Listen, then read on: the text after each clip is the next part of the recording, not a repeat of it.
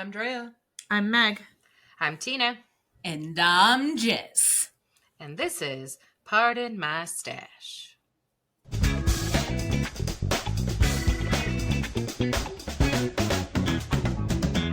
Welcome to Pardon My Stash, a podcast about knitting within the fiber arts and how awesome it is. Woo! Before we get into today's topics, let's find out what everybody is working on. Drea? I am still plugging away on the Akemi shawl by Isabel Kramer. Very nice. I'm using Faded jeans. I don't know. Silver Moon Fiber Arts. Yeah. Probably. Of the jeans. Yeah. Jeans. Of the jeans. Jeans. Faded The word jeans. jeans is going to lose all meaning. I've actually gotten a fair amount done in the second lace section. Oh, Like, it looks. yay. Oh, that's pretty. Yeah. It It actually looks like little. If for people who need more visual, it looks like little bobbles, but flat bobbles. Yeah. Like, and it has nice little lace in between. Yeah. It's that'd be a good pineapple pattern. Wouldn't it? Yeah, that's a good pineapple texture pattern. So you could do the shawl in like that golden yellow color, and then you can do the border in a green, and it can be a pineapple. Oh, there you go. Yeah. I need pineapple everything. I mean, I might redo this shawl again. I mean, I just and we want can be matchies. Yeah, we can have a pineapple shawl and a pineapple hat. just pineapple everything. Yeah. Pineapple gloves, pineapple socks. Everywhere. Anyways, Meg, what you working on? So I finished my Selbu Modern this past weekend. That came out so good. Thank you. Sorry, the clapping's a little excessive on this one. So I finished that, and we still have a couple of weeks till the make along, and I was kind of bereft because Ocean Stones is in a timeout while I think about what I did. No, it was bad. I almost cried during our last broadcast. I made a huge mistake, and I have to rip back a bunch of rows, and it was one of those things where I'm like, it's going in a bag. I can't look at it. You know what she did. I do. I know. I won't even blame it. It's not its fault. It's my fault. I know what I did. I made a huge mistake. But anyway, so I pulled out a pattern that I have wanted to knit for years that I'm pretty sure I can dash off before the make along. It is called Minted by Andrea Mowry of Drea Renee Knits.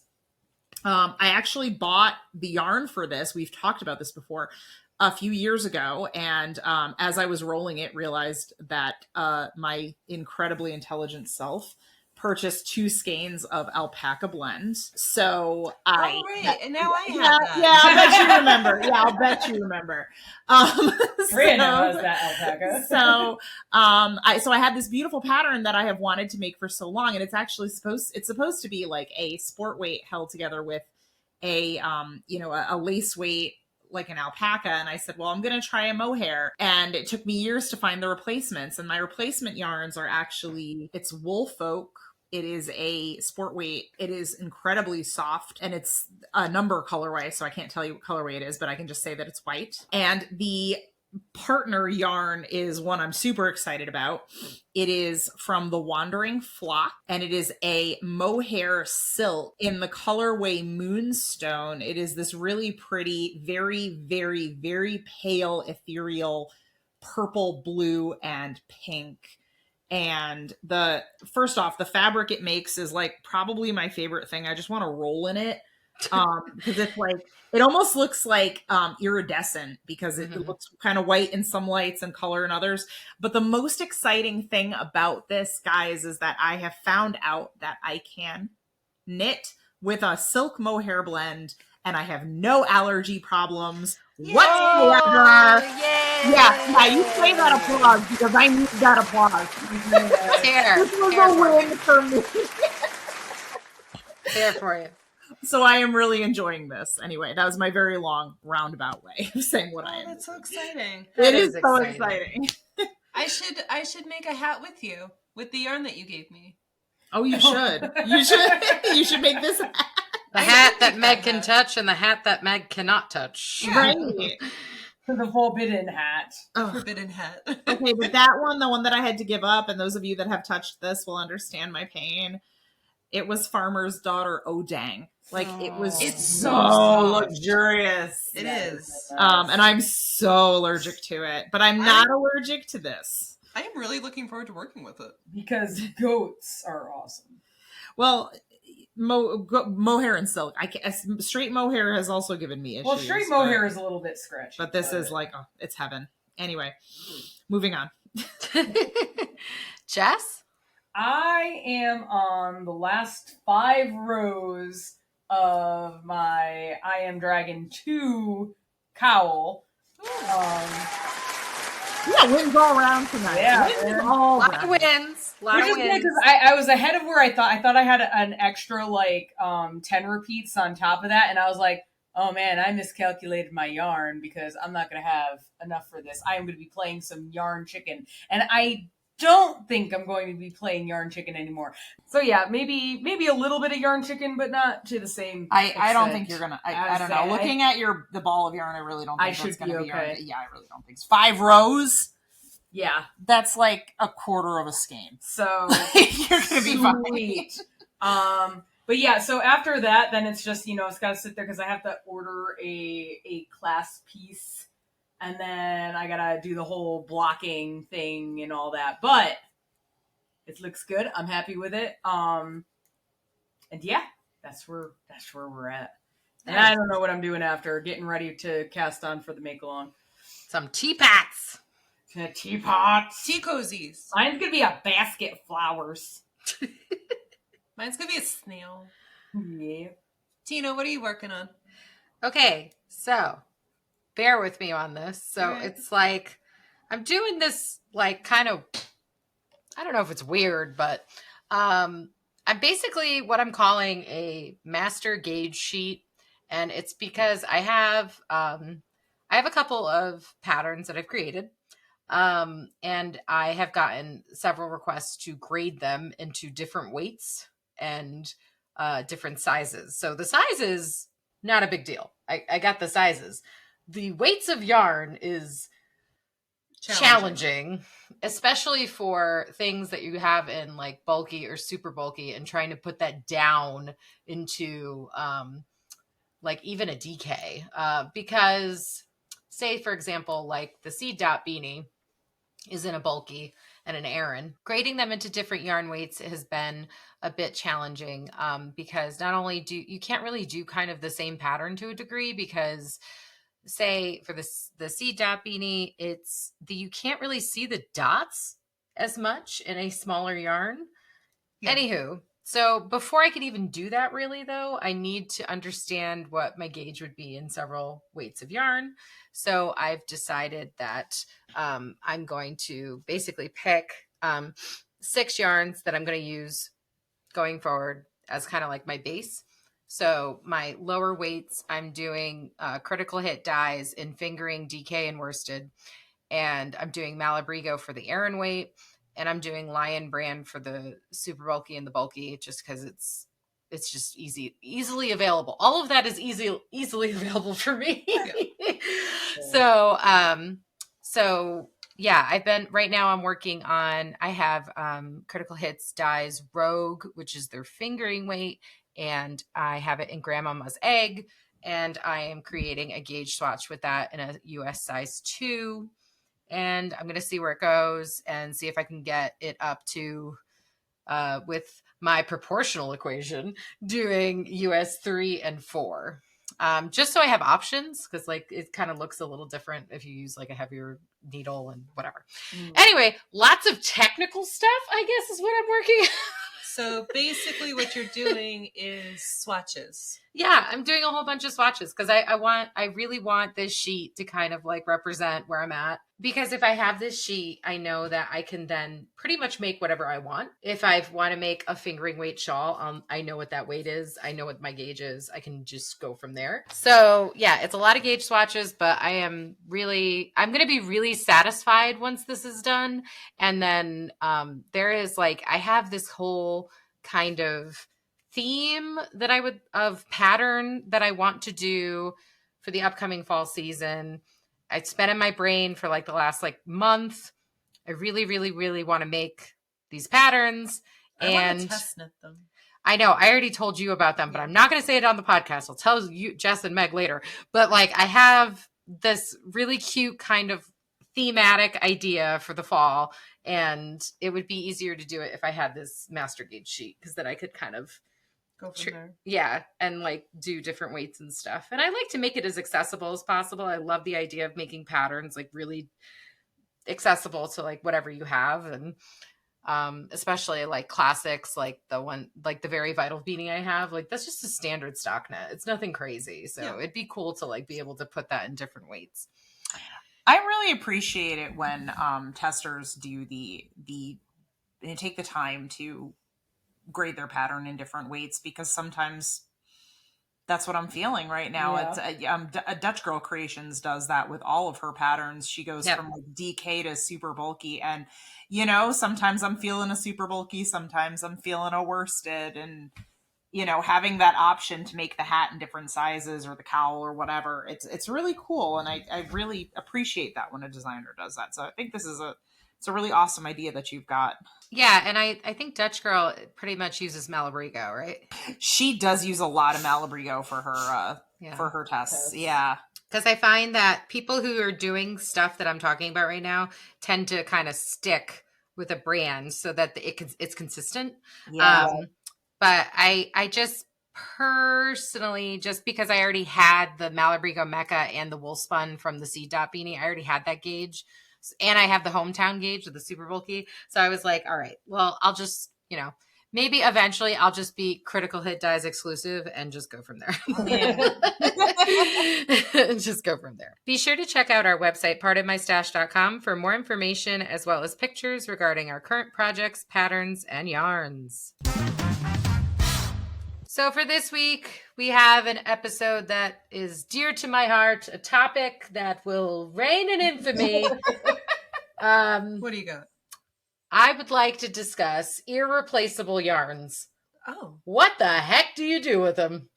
We got a question in from our email form, and someone had suggested this topic idea, and I really, really resonated with it. So I thought it would be appropriate that I was hosting this topic, because I have a lot of those. I have an entire lit pegboard of them. There's a lot of different kind of ways that people have like, oh, I'm going to do it like this, or I'm going to do it like that. But I would love to see, before I put in my 2 cents, I would love to see what you guys think in terms of how maybe we should talk about what is an irreplaceable yarn first. Well, irreplaceable yarn for me is like a discontinued yarn. Mm-hmm. A dyer isn't making it anymore. They don't make the colorway. Maybe they went out of business. Mm-hmm. Like you cannot get this again. Yeah. I agree with that. I think I'd also add, like, maybe if you are traveling and you get a local yarn from a place that you probably will not go to again, that maybe probably isn't available readily to you online. Also, maybe a skein that was a gift from somebody. If somebody picked something out specifically for you, Yeah. those can be kind of hard to not part with, but decide what to make with them, because nothing quite lives up to the skein. The skein is already so wonderful, and you're like, if I use it, then I won't have it anymore. And then what? Special colorways. Oh yeah, limited edition colorways. Yeah, Yeah. that can't be replicated. Yeah, that's a good one. I'm using one of those right now for my secret knit that I'm doing. Oh, I love that colorway so much too. Like, I'm really sad beautiful. because when you started using it, I'm like, oh my God, I love that. And then you're like, it's limited edition. And I'm like, crap. Yeah. And also, hilariously, I was sitting with Drea, and there is a really good chance that I am not going to have enough yarn. But for my project. But we came up with a good game plan. I can't say it because it'll give away what it is, but like we came up with a good game plan of like kind of substituting like a contrast. Yeah, so that it looks good. That works. Still. That works. So it's fine. It's just I was just cracking up because I was so excited to use that particular yarn And then I just completely disregarded the whole, like, make sure the yardage is enough. Like, this is what happens when I use my irreplaceable skein. Yeah, I get too excited and I forget that there's like rules to like, knitting. Physics. There's physics limitations. Did you know that? Yeah. Science. Anyways. There's math involved. There is a lot of math involved, actually. It really is. Like, Um, what's even? Yeah. But Jess, what about you? How do you feel about irreplaceable yarns? Like I said, mine are more like colorway based. Like if it's a special colorway. Although less traveled yarns now in general, I'm like, oh, I know, that's so sad. It's going to be real hard limited to edition. to use any of them now. Yeah. But yeah, so it's like those are the ones I tend to look at. There's also some too where it's like and I don't think I've run into this often, but where it's like they change like a supplier. Oh yeah. Like the supplier's the base available, is different. So the base is different. And a lot of times it's like it's not that huge of difference or it's just as nice, but every once in a while you get that one you're like, oh, it's just not there. It's just not the same. Yeah, I hate that. That sucks. Also, if they change the recipe too, sometimes they'll change slightly the recipe of the colorway because a specific dye is no longer available or something, so they have to modify it. Yeah. I've or seen that dye lots happen in too. general. Yeah, dye lots is a whole thing too. If you get a whole bunch in one dye lot, and then it's like, oh man, I'm one off though from that sweater quantity, and that dye lot is just never the same. It's nope, and then you gotta find a different project for that now. Or blend it really well. Yeah, that too. While you're working on it. Alternate skeins. Yeah, pretty much. So as all of you know, I have a ton of irreplaceable yarn. I am a bit of a collector, to say so myself. And most of it is, I would say, now that like you said, less traveled is also going out of business, that actually made more yarn on my board. I have a bunch of less traveled on there too. So between less traveled and Groovy Hues, I have basically two not defunct, but like no longer selling dyers. So can't get it anymore. No, and I don't know why I'm so obsessed with my Groovy Hues. I think it's just because out of besides like what Meg and Jess have been doing, I haven't seen her colorways were just so out of this world, like just really so different. They really, really were. I've just never seen anyone do something similar to what she's done. My friend Christine did introduce me to somebody else. I can't remember their name of the dyer, but they do also this kind of like out there galaxy, like very vibrant kind of colorways too. So I'm following them. I'll see like how it is, and if it's good, I'll like give a shout out. But she was actually the one who also introduced me to Groovy Hues, and so she's got good taste. Oh, she does have good taste. Yes, absolutely. Yeah. So I've been struggling with that a lot because oh my God, if I use this, it's over, Can't look at it anymore unless I hang up the project. Right. So I've actually gotten to a point now, especially now that I haven't bought yarn since September of 22. I have not bought any yarn. Not 6 months. You've made it 6 months now. It's March. Not even a single, not even a little, like I've bought tools. I've definitely bought tools. I've bought like implements and notions, but I've not bought any yarn. And I feel like it has given me like a new appreciation for my stash because I know that's my option. Yeah. And because of that, I'm looking at those skeins in a new light. And with that, I am trying to take these irreplaceable yarns off the pedestal.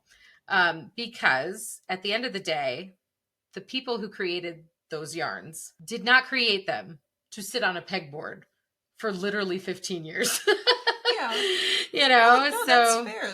They created them so that you would use them and make things with them as a supply. Yeah. So now that I'm looking at it in that direction, now it's like, okay, so what what do I make with it? Like what is good for it? So what ideas do you guys have for what kind of projects would be good for an irreplaceable, what you consider a special yarn? We'll say less irreplaceable, but more of a special kind of yarn. Well, honestly, when I'm kind of lost about what to do with a particular yarn, especially if it's something that is a little out of my wheelhouse in the terms of color, I like to go on Ravelry and look at what did other people make with that yarn. That's fair. And see how it looks knit up. And that gives me a little bit of an idea of, you know, how I want to use it. One of the reasons I really stopped knitting socks was that it made me so sad when they would wear out. Because I would, you know, I'd have these beautiful socks that were made with beautiful yarns, and then they would get holes in them. And I mean, I know that's the point of socks, but it always made me so sad when they wore out. So that was part of the reason why I steered clear. That being said, if you are someone that loves to knit socks and you want to make a very beautiful pair of socks out of your special yarn, like find your joy, do it. Yeah. I'm definitely not saying like don't knit socks out of special yarn, because some people love to do that. I love to do that. I know you do, out of special yarn. I would definitely not say steer clear of that, but I would say pick projects that you enjoy knitting. Don't just pick a project because you're like, oh, I think this yarn would be good with that. Like, especially if you've had that yarn on hold for a while, you want to enjoy the experience. You don't want to be like gritting your teeth with every stitch as you use your precious yarn. No, so it's true. If you're like an accessory person, look more towards accessories or towards sweaters. You know, find something that you really think you'll enjoy knitting so you get the full, you know, joy out of the experience. Find your joy. Find your joy. Well, I also feel to that point that you have to, it's almost like a 50-50 thing. You have to find something that you enjoy making. And then if it's usually these type of yarns are delicate, so you can't machine wash them. You can't throw them in the dryer. You have to take care of them in a really special way. So I also would say find something that you enjoy knitting and that you will be okay with the care for process afterwards. Yeah, that's fair. Because you could like making sweaters, but you could absolutely hate steaming and blocking sweaters afterwards. Yeah. You know, that goes back to kind of this idea, which you briefly mentioned, Meg, which is kind of pick a low use, delicately handled project. So some that I think that are really good for this are shawls, cowls, or capelets, because cowls, unless you use a cowl in a, like if you're like sweating or something like that, then you obviously need to like take care of it. But for the most part, shawls in particular are very versatile. You can wear them in a lot of different ways and typically don't sit right on your skin unless it's like summertime or something like that. So you can protect them from kind of getting that BO nastiness that the skin oils and doesn't need as much cleaning. Cowls too, to a degree, I feel like, especially longer ones, don't need as much either. But I would suggest something in a heavier weight if you're going to do cowl. And I put in capelets because it doesn't go under your pits. You know, so like you have this like sweater feeling garment, but it's not under an area that's going to see a lot of action, so to speak. So you're not going to get as much wear and tear. I mean, if you could say hats too, if you're not going to wear them in like a very rough kind of way, because there's some people that will treat their hats in that capacity, but gloves, socks, and I would say sweaters to a degree, are a little bit more rough and tough. Like there's more wear and tear there. But what else do you guys think in terms of that? Sweaters, you also have the possibility that you may not fit them forever. And you may wind up in the same situation where the sweater becomes either too big or too small, where now instead of having a beautiful skein of yarn on your wall, you have a beautiful sweater in your drawer. And again, It's not the being same problem. Yeah, it's just in a different spot. Yeah. I don't know. I kind of like the idea of like taking something special and sending it out into the world. Yeah, like giving it away. Yeah. Like leaving Like it on that, the street yeah. for someone to find. Yeah, definitely. Just so you guys know that where that came from is because everyone's gonna go, what the hell did that come from? So we were playing around with the chat bot, that chat GPT bot. I like to call him Chad. Chad, apparently, according to Drea. And we tried to see what he would like come up with if we gave him a summary of one of our episodes. And he insinuated that I in particular enjoy leaving projects on the street for random people to find. I mean, stop acting like you don't. Oh yeah, just pulling your hats out your car window and just sticking a cowl in someone's mailbox randomly. Yeah. Absolutely, yeah, sure. That's exactly that's how we do. That's how it be. But yeah, I can understand what you mean by now that we've derailed. Yeah, I can understand that. It's like it's special to me. Mm-hmm. You know, as it's skeined up and as I'm working on it, you know, I'm finding a lot of joy, and maybe the project is beautiful, but it's not for me. I like the idea of giving something special to me to somebody else. And, you know, on that capacity, if you're more of a process knitter, I feel like if you really enjoy, I know this sounds kind of creepy, but you could kind of take little short videos of you knitting with the yarn. So, like, if you ever wanted to, like, be nostalgic. You can revisit the memories. You could revisit it. No, because, like, I have memory issues. I will, like, forget. Like, as soon as it is gone, it's gone. Like, I don't think about it anymore. And I feel like sight out of mind. So yeah, and I feel like maybe you could just like take little, you know, I've seen people do little reels where they're just kind of knitting and just that's it. So I feel like you could do little short videos. You don't have to necessarily post them anywhere, but they could be for you just to revisit a special skein of yarn that you have or something. I don't know. Jess, did you want to chime in or? I mean, you guys covered most of it, but another thing you could do is like knitted or crocheted or whatever fabric art, like wall art that you can do. Ooh, I like that.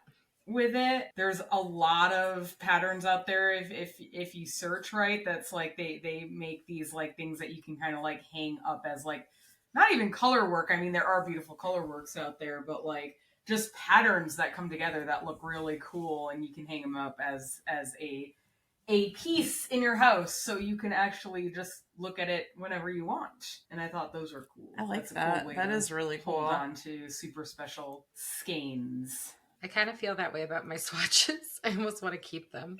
Just to... I mean, we're going to use those as coasters, but... Yeah, the ones that I've knit were like, oh, coasters. Yeah, there we go. Nice. That's what we've been doing with them. But you could also turn them into a blanket or something. Yeah. That gets me into another idea that I had, which was to basically identify all the different kind of irreplaceable yarn that you have, and then group the ones that are similar in base together, and then determine ones that you can group together to work on a larger project, like a fade or a blend or a color work project. Yeah. So if you have like say you're a big fingering weight fan, you have a bunch of fingering weight yarn, you can put find the ones that are like similar plies. And I was doing this, I was like, the spin.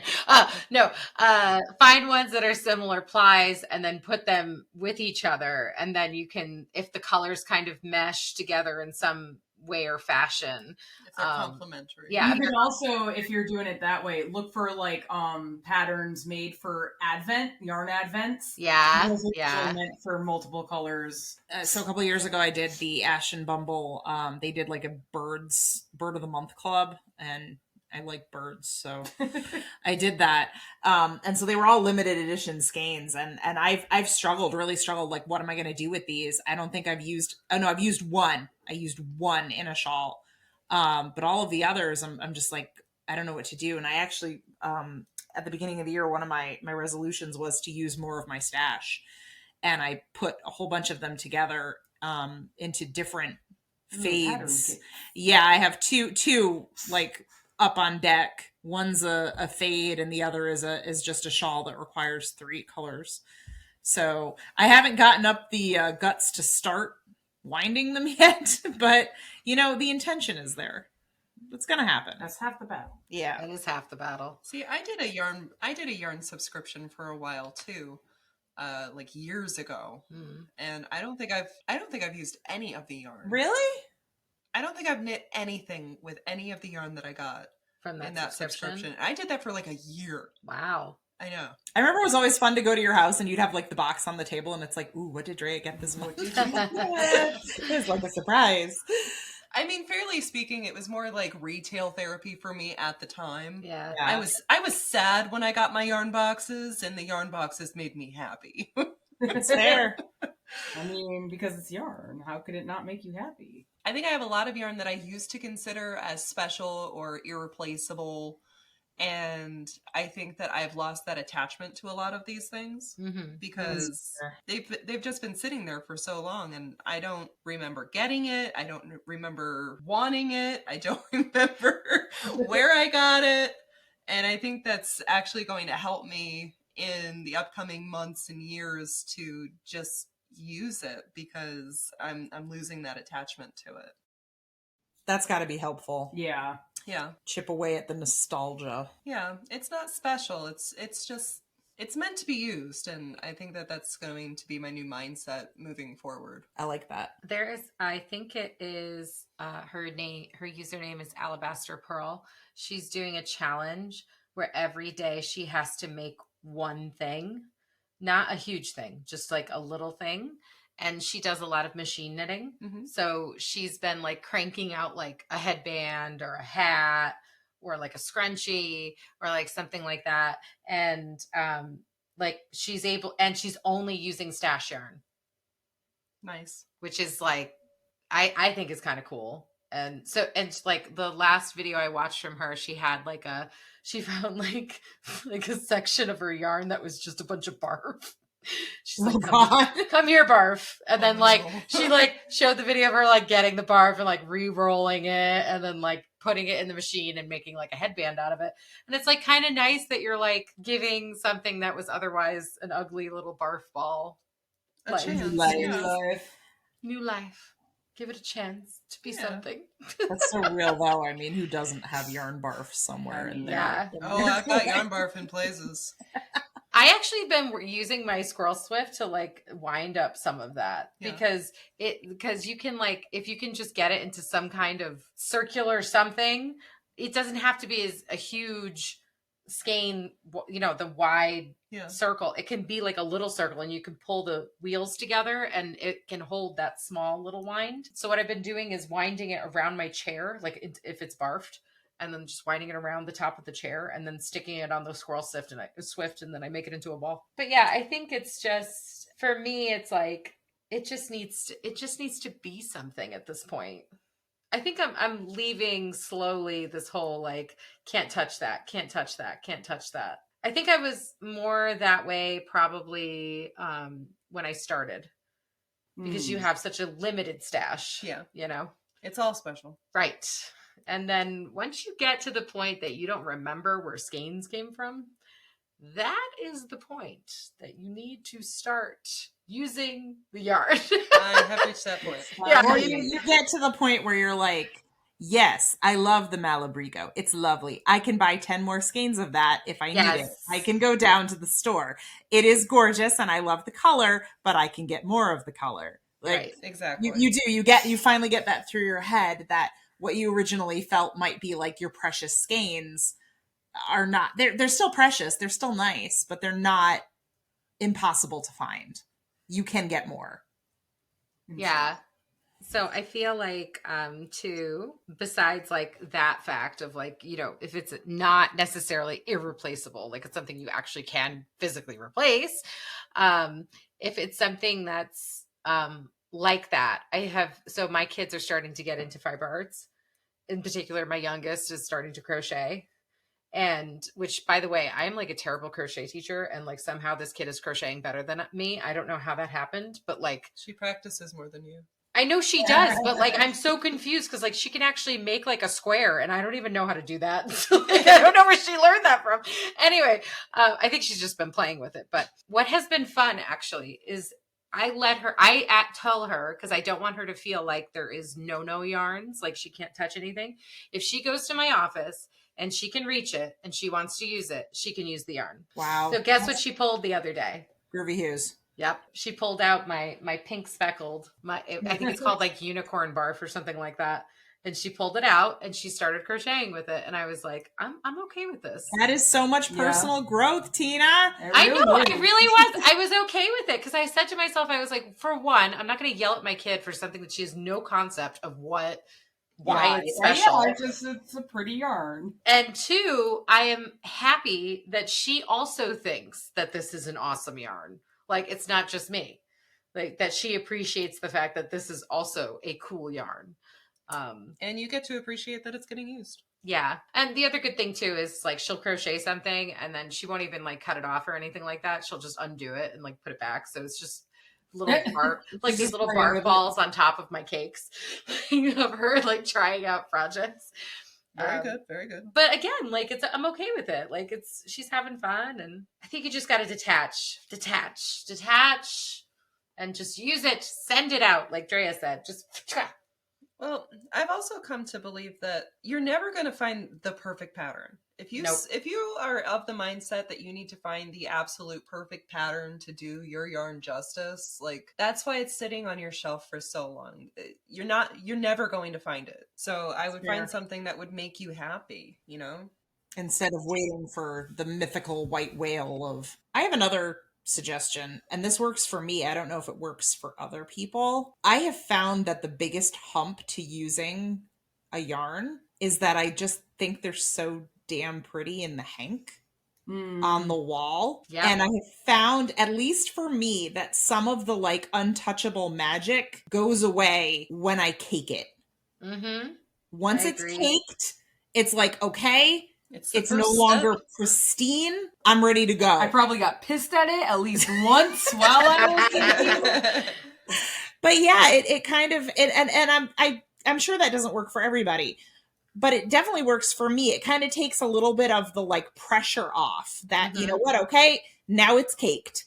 Now it's never going to be back in its pristine little hank in its ball band hanging up anymore. So you know what? Time to just use it. Takes the pressure off. The first step is always the hardest.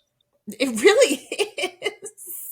And I do. The first cut is the deepest. Baby, I know. Okay, I'm done. Sorry. I do love how they look like when they're all like neatly wound and in the hank and they've got the ball band and they just look so nice. But the cake also shows you what they're going to look a little more accurately, what they're going to look like knit up as well. So it can also make you more excited because it's like, oh, look at that. That looks totally different and totally cool and get you really excited to knit with it. So it takes the edge off a little bit. That's it for this week's topics. For additional content and opportunities to connect with the cast, check out our Patreon or our website at pardonmystash.com. Be sure to tune in next week for more laughs, tears, and Drea me at Pardon My Stash.